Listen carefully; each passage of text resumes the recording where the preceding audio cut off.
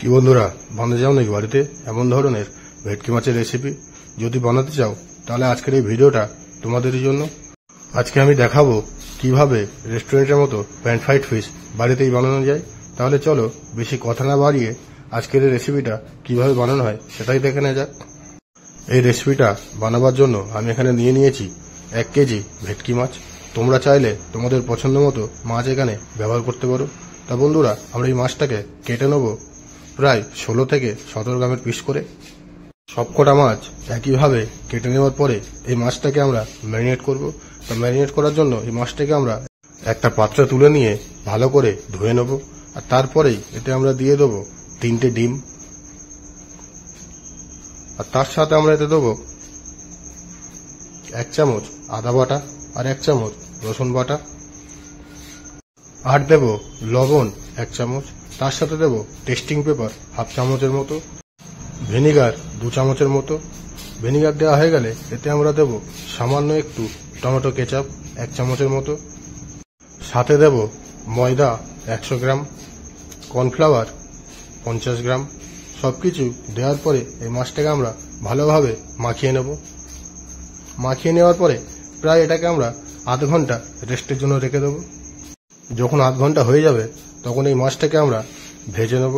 তা ভাজার জন্য আমি এখানে আগে থেকেই 1 লিটার তেল গরম করে রেখেছিলাম। তার মধ্যে আমরা এই মাছগুলোকে ভালোভাবে ছেড়ে দেব। প্রায় 2 মিনিট ভাজা হয়ে গেলে আমরা এই মাছটাকে একবার উল্টে নেব। এই মাছগুলো কুক হতে প্রায় 7 থেকে 8 মিনিট টাইম লাগবে বন্ধুরা। ততক্ষণ চলো আর কি লাগে সেগুলি আমরা দেখে নিই। তা বন্ধুরা, আমি এখানে পেঁয়াজ নিয়ে নিয়েছি 3 পিস।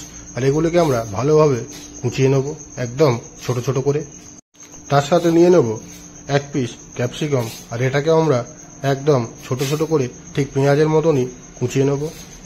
ক্যাপসিকাম কোচানো হয়ে গেলে এরপরে আমরা কুচিয়ে নেব কাঁচা লঙ্কা 8 থেকে 10 পিসের মতো। তোমরা যেমন ঝাল খাওয়া পছন্দ করবে ঠিক তেমনই এখানে কাঁচা লঙ্কার কোয়ান্টিটিটা রেখে দেবে। তা বন্ধুরা, এখানে আমরা নিয়ে নিয়েছি আদা 50 গ্রাম মতো, রসুন 50 গ্রাম মতো।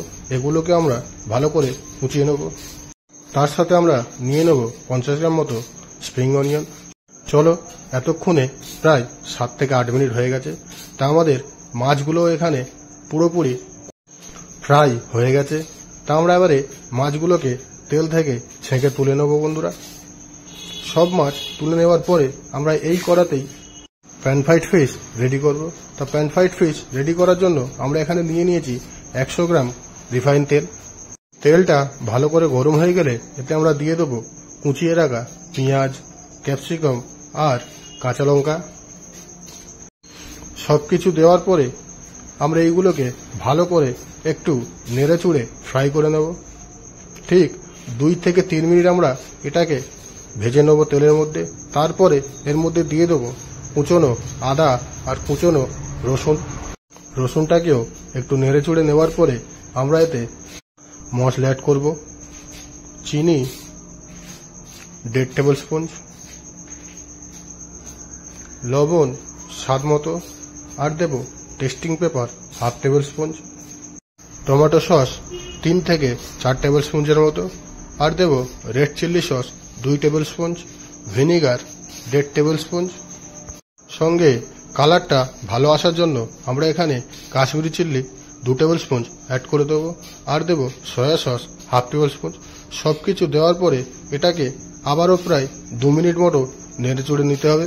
তারপরেই আমরা এতে অ্যাড করব ভেজে রাখা ভেটকি মাছগুলো।